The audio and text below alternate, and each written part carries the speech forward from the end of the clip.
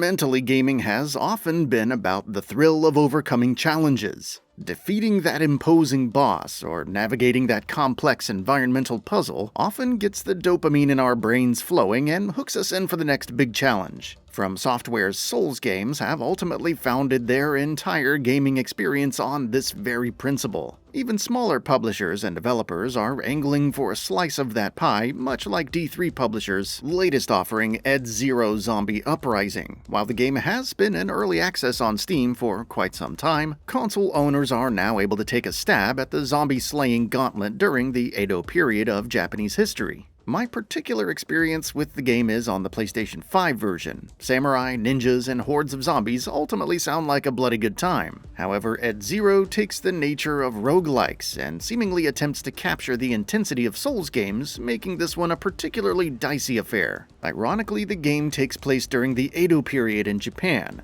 and for those not well versed in Japanese history, this period lasted over 200 years between the 17th and 19th centuries and was largely known for the peace that Japan enjoyed following the strife occurring between warring clans in the feudal era. But there's not much peace to be had here, as zombies have risen to claim the flesh of the living. This theme aside, the narrative is largely absent. There are loading screens with static images featuring dialogue and small tidbits of lore throughout, but there really isn't any overarching plot to write home about. Because of this, that means the gameplay is central to this experience and is really what the title should thrive on, but does it? First, let's start with the game's fundamentals. As with any game in the roguelike genre, each world is randomly generated and death results in a restart of the mission, which also resets the layout. Each mission is designated by conquering a number of floors. In each floor, or level, you'll have to find and potentially unlock Torii gates to continue to the next floor. Torii gates are color-coded by what potential boosts they offer during your small reprieve between floors. For instance, yellow Torii gates will offer you a food item to boost your stamina, or Zen.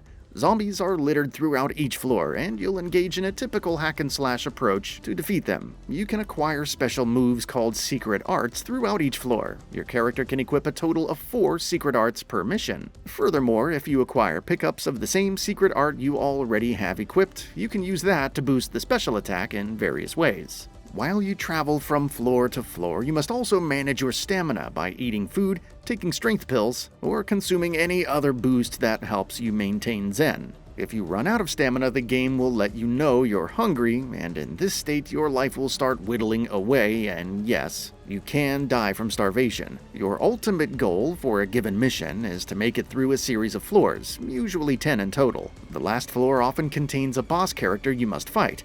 While you can rush from Torii Gate to Torii Gate and climb to the last floor rather quickly, without fighting many zombies, you won't have the boosts necessary to take on the final boss, and you'll die miserably. So, in effect, you should explore and seek out boosts, secret arts, and consumables along your journey. Ed Zero's problems lie in the game's method of shepherding you through a given mission. Ultimately, the developers want you to be challenged, and you will indeed be challenged, but it's not necessarily a good thing. Other roguelikes and Souls-type games that amplify the difficulty do so in a way that employs strategy, player education, and growth. Ed Zero, unfortunately, grants all of its enemy characters an egregious amount of vitality in the wake of your standard attacks. On the flip side, a traditional zombie dealing a melee strike cuts through your life bar swiftly.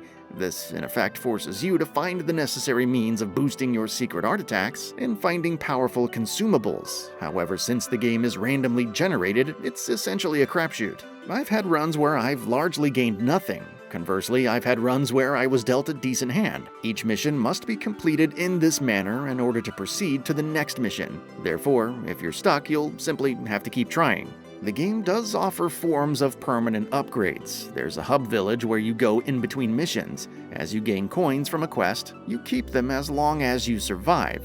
You can even opt out midway through a run by taking a homebound Torii Gate to retain what you've collected without risking death and losing it. You can then deposit it in the bank to keep it safe or spend it at the dojo on valuable buffs.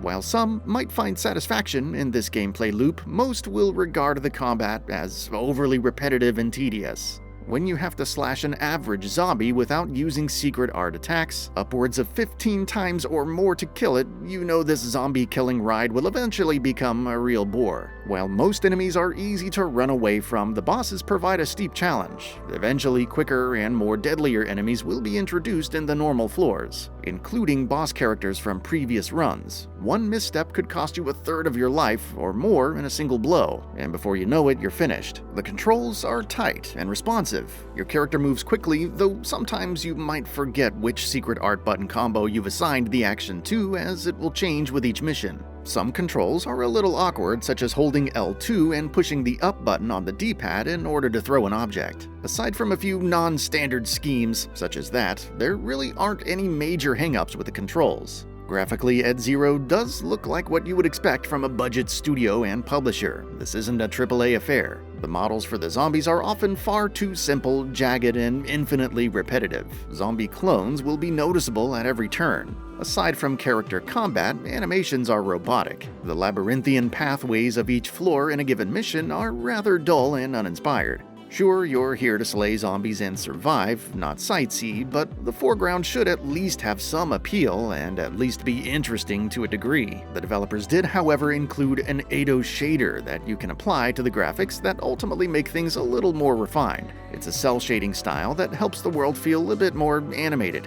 At the end of the day, Ed Zero Zombie Uprising doesn't really respect your time as the player. While some may find enjoyment in its painstakingly rigorous combat with the undead, most will feel frustrated and exhausted with its unrewarding and ham-fisted difficulty mechanics.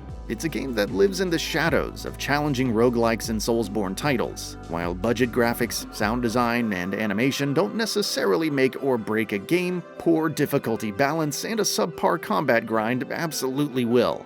And with that, we reached the end of the video. Have anything to say? Let us know in the comments below. Also, we upload new videos every single day on Gaming Bolt, so please consider subscribing as it really helps us out. Thanks for watching.